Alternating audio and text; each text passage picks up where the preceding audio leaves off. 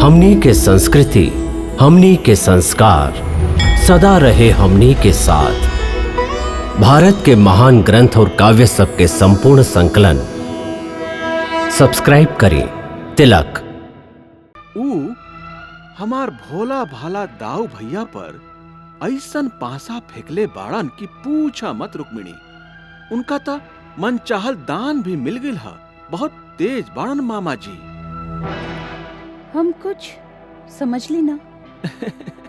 ऊ ऐसन पासा फेंकले बाड़न कि बलराम भैया दुर्योधन के आपन शिष्य बना लेले बाड़न। भाई भाई में दरार पैदा करे के कुटिल चाल शकुनी कौरव और पांडवन के बीच चलले रहन, और आज फिर से उहे चाल कृष्ण और बलराम के संगे चलले बाड़न। और हमार भोला भाला दाऊ भैया ओकर बात में आके ओकर चाल में फंस गइल बाड़न रुक्मिणी। हाँ कन्हैया, चाल तो आप भी कमाल के चली ले।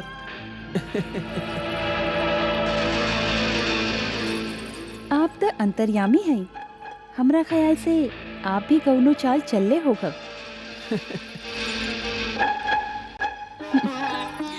अब आपके राजनीति की तरफ थोड़ी का कम और अपन बहन सुभद्रा पर थोड़ी का ज्यादा ध्यान देवे के चाहिए। वो जवान हो गई है, हम लोग के ओकर ब्याह कर देवे के चाहिए। हमके तो एकरा में कोनो बाधा नजर नहीं आवत, ओकर ब्याह हो जाई। हमरा ख्याल से आप ही भुला रहल है कि ब्याह खातिर वर वधू दोनों की जरूरत होखेला। आप ओकरा खातिर कौनो अच्छा सा वर ढूंढ ली। रुक्मिणी, ओकरा खातिर वर ढूंढे के जरूरत ही ना पड़ी, उस स्वयं ही चल के आ जाई।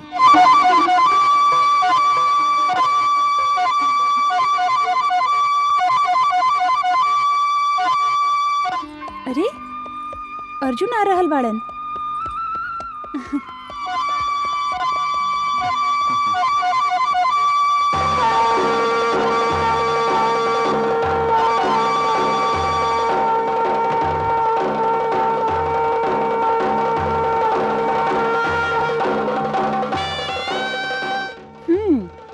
अब आपके चाल हमार समझ में आ गई कन्हैया। चाल? कौन सा चाल? ये है अर्जुन के द्वारिका लेके आवे के। आप हमेशा सबसे 100 कदम आगे रहेली, बाकी दिखावा ऐसन करेली जैसे आप कुछ जानते नहीं की। शायद यही कारण से आप कहत रही कि सुभद्रा खातिर वर ढूंढे की कौनो जरूरत नहीं खे, वर स्वयं ही द्वारिका चलाई।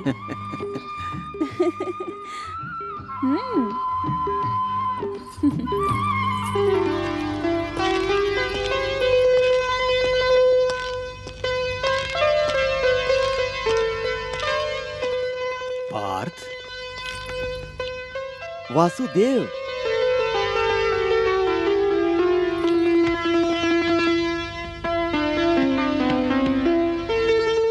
बहुत देरी कर दिला तू। हम कब से तुहार राह देख रहा हैं। कहाँ गई रहा तू? शिकार खेले गए रही, काल फिर जाई। प्रणाम भौजी। सब कुशल मंगल तहा। आपके आशीर्वाद से सब कुशल है। जब आप प्रसन्न रहेली तो हमार सखा श्री कृष्ण प्रसन्न रहेलन, और जब ये प्रसन्न होखेलन तो हमहू प्रसन्न होखिला। अच्छा जोड़ी है आप दोनों के। आप दोनों बात बनावल भी अच्छा तरह जाने ली। कृष्ण के सखा जे हैं। मधुसूदन, बलराम भैया के का समाचार है? सुनले हैं वो हस्तिनापुर चल गए बाड़न। हाँ, हस्तिनापुर दुर्योधन के वो अपन शिष्य बना लेले बाड़न, और वो ओकरा के गदा चलावल सिखा रहल बाड़न।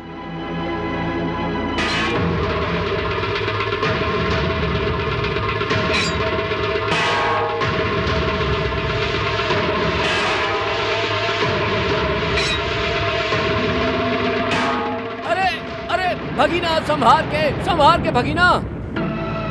दुर्योधन,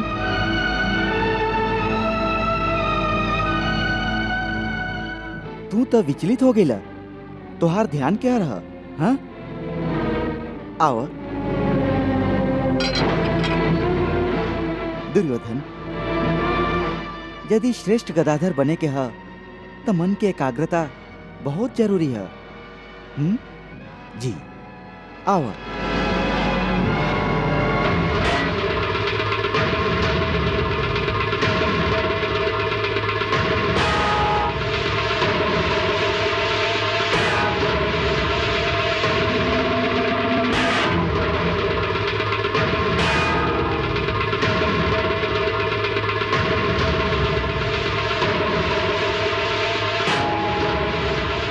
ठहरा।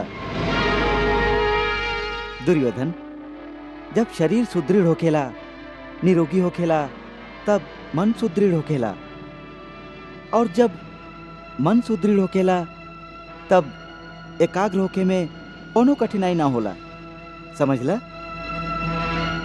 और एक बात, जब तू युद्ध करब और तुहार ध्यान कहीं और होई त साधारण शत्रु भी तोके मात दे दी। बाकी तू एकाग्र होके युद्ध करब त असाधारण शत्रु के भी आसानी से मात दे पैब। समझला? आओ।